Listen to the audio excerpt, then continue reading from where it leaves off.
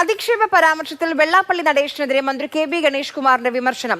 വകതിരിവ് അവനവനാണ് കാണിക്കേണ്ടത്, മറ്റൊരാളെ ആർക്കും തിരുത്താനാകില്ല. ജാതി ചോദിക്കരുത് പറയരുത് എന്ന് പറഞ്ഞ മഹാഗുരു ഇരുന്ന കസേരയിൽ ഇരിക്കുന്ന ആളാണ് എന്ന് സ്വയം ഓർത്താൽ മതിയെന്നും മന്ത്രി മാതൃഭൂമി ന്യൂസിനോട് പറഞ്ഞു.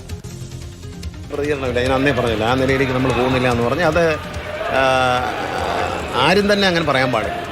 മഹാനായ ശ്രീനാരായണ ഗുരുദേവൻ പറഞ്ഞ വാക്കുണ്ട്, ജാതി ചോദിക്കരുത് പറയരുത്. അത് അപമാനമാണെന്നാണ് അദ്ദേഹം കണ്ടിരുന്നത്. ജാതി ചോദിക്കുന്നതും പറയുന്നു. അങ്ങനെയുള്ള ഒരു മഹാവ്യക്തി ഇരുന്ന കസേരയിലാണ് ഇരിക്കുന്നത് മാത്രം ആലോചിച്ചാൽ മതി, വേറെ ഒന്നും പറയാനില്ല, ഒരു അഭിപ്രായം പറയാനില്ല. ജാതി ചോദിക്കരുത് പറയരുതെന്ന് മലയാളിയെ ഒരു നൂറ്റാണ്ട് മുമ്പ്, 1.5 നൂറ്റാണ്ട് മുമ്പ് പഠിപ്പിച്ച മഹാഗുരു ഇരുന്ന കസേരയാണ്. ആരാണ് തിരുത്തേണ്ടത്? സ്വയം തിരുത്തേണ്ടത് അല്ല, അതൊക്കെ അവരവരല്ലേ, ഞാനാണോ തിരുത്തണ്ടത്? ആരെയും ലോകത്ത് ആർക്കും തിരുത്താൻ പറ്റത്തില്ല. അവനവൻ തിരിച്ചറിയുക എന്നുള്ളത്. വകതിരിവ് അവനവനാണ് കാണിക്കേണ്ടത്, നമ്മളല്ല. ഞാൻ എങ്ങനെ ജീവിക്കണമെന്ന് ഞാനാണ് തീരുമാനിക്കുന്നത്, മറ്റുള്ളവരല്ല. ഒറ്റ കാര്യമേ ഉള്ളൂ, മഹാനായ ഗുരുദേവൻ 150 വർഷം മുമ്പ് നമുക്ക് പഠിപ്പിച്ചൊരു പാഠമുണ്ട്, ജാതി ചോദിക്കരുത് പറയരുത്. അത് ലജ്ജാകരമാണ്.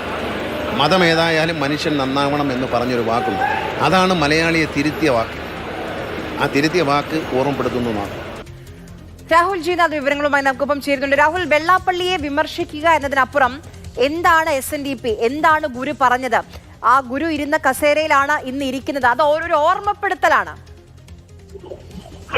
ഉറപ്പായും മന്ത്രി വിമർശനത്തിനപ്പുറം ആശയപരമായ ഒരു ചോദ്യമാണ് വെക്കുന്നത്. പിന്നെ എന്തിനാണ് ഈ സംഘടനയുടെ തലപ്പത്തിരിക്കുന്നത്, അപ്പോൾ ഏത് ആശയമാണ് മുന്നോട്ട് നൽകേണ്ടത് എന്ന പ്രസക്തമായ ചോദ്യം മന്ത്രി ഉന്നയിക്കുകയാണ്. അത്തരത്തിൽ ജാതി ചോദിക്കരുത് പറയരുത് എന്ന് നാടിനെ പഠിപ്പിച്ച ഒരു ഗുരു ഇരുന്ന അതേ പദവിയിൽ അല്ലെങ്കിൽ ആ പ്രസ്ഥാനത്തിന്റെ ഭാഗമായി നിൽക്കുന്ന ഒരാൾക്ക് എങ്ങനെ ചിന്തിക്കാനാകും എന്ന ചോദ്യമാണ് ഉണ്ടായത്.